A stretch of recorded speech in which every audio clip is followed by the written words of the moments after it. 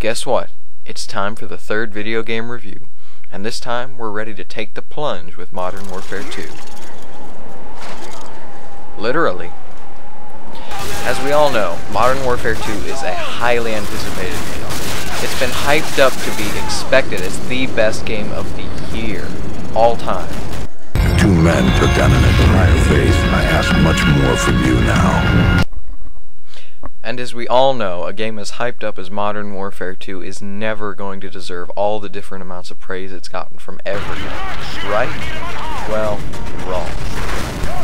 It has everything you could expect from a game like this, from high adrenaline chase scenes to action scenes that don't even have any enemies in them, but that you still have to do just right, or you'll end up falling off this cliff right here.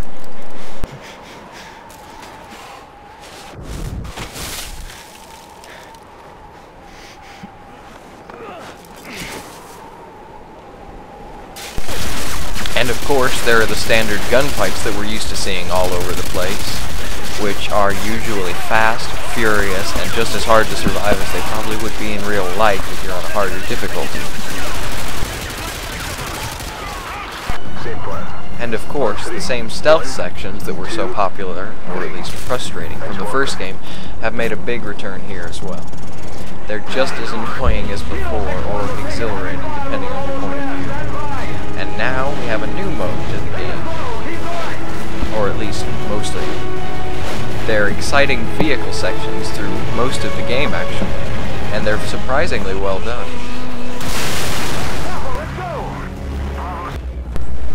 Actually, the biggest complaint I found I had about this game was this. During certain scenes of the game like this one, you go through parts that are overly violent or disturbing or whatever you want to call it. And to keep people from being mad or getting disgusted at this, they even warn you at the very beginning of the game that you're going to do stuff like this, and they give you the option of skipping it. What makes me mad is that I know someone will be complaining about this somewhere in the world and say that it's too violent for a video game. Even though you can tell by the cover of the game, it's not going to be some children's bedtime story game. Here's an idea. If you don't like what's in the game, don't buy it, or skip over it. I don't care. Just stop complaining. I'm getting tired of hearing all these things about video games being violent and causing murders. Actually, I found that these are some of the best parts of the game. Not because of what you're doing at it, but because of how immersive it is.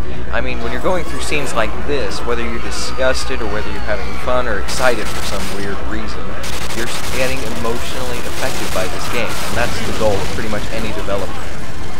In fact, it only gets more realistic as you go on through the game, as you find that you're not a soldier on some distant foreign land anymore. You're a soldier firing at the enemies in that second-story house across the street that looks strangely like yours. Yes, they're in America. But that doesn't count as me giving away a spoiler, because you can tell how wrong things are going to go just by how many Plan Bs are in this game. Go to Plan B.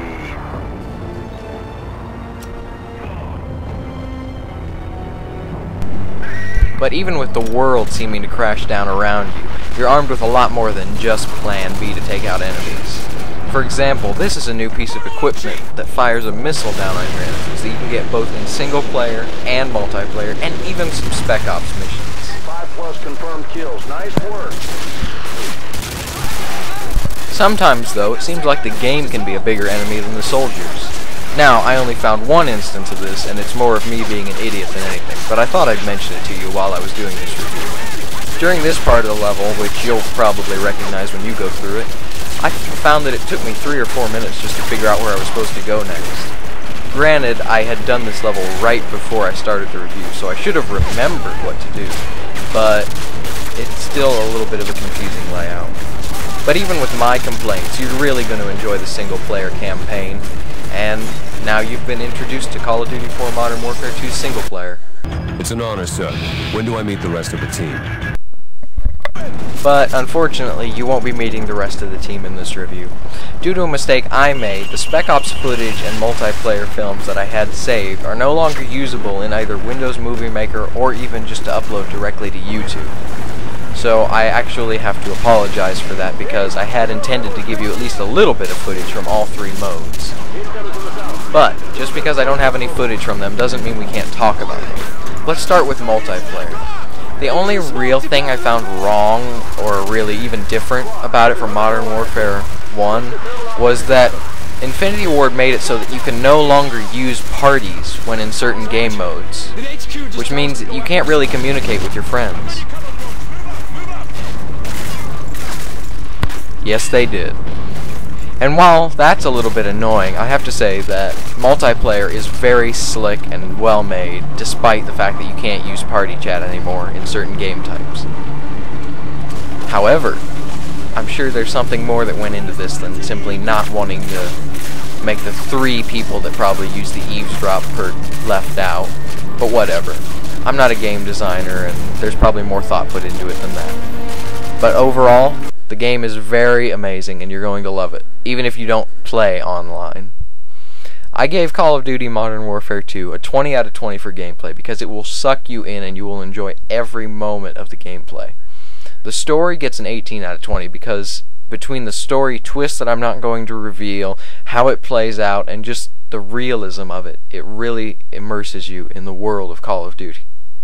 The wow factor I gave a slightly lower score than everything else because even though the game is very amazing and impressive to look at, it's really not that different from Call of Duty Modern Warfare 1.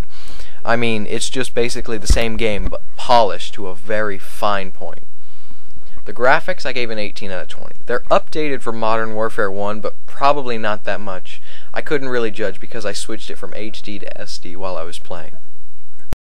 And finally, I gave it a 19 out of 20 on the controls because they're very smooth and fluid, and while I had a couple of issues with it, they were only temporary, and it's about as good as it's going to get for a first-person shooter. Finally, this adds up to a 92 out of 100. An A-, which doesn't sound like as good as I rate this game, but trust me, to get a score that high for the rating system I use on mechanics is an amazing game. Now, this game has replayability at a moderate level because the Spec Ops missions and multiplayer both add to it, and even the single player will have you coming back if you want to play in veteran mode. It is not really much of a gimmick, but I suppose if I had to pick one as a gimmick, it would be the fact that it is so realistic. The game is not open-ended, unfortunately. There are a couple levels where it might seem like it's open-ended, but there's really only one path you can take. The multiplayer is absolutely excellent, probably the best multiplayer game on the market right now. So overall, for how fun the game is to play, not even rating it, I gave it a 98 out of 100. Because this game is almost impossible to put down. You will want to play the campaign, Spec Ops, and multiplayer all more than once because it is just the most amazing game I have seen in a long time. So, this is the credit roll, but don't go away yet because I would like to thank everybody who watched this video, and you can subscribe if you want to because I like to put up video game reviews every now and then. So, yeah, that's pretty much it. I hope to see everybody out there playing Modern Warfare 2 because I'm out there on Xbox Live just like everybody. Good luck, mate. I'll see you on the far side.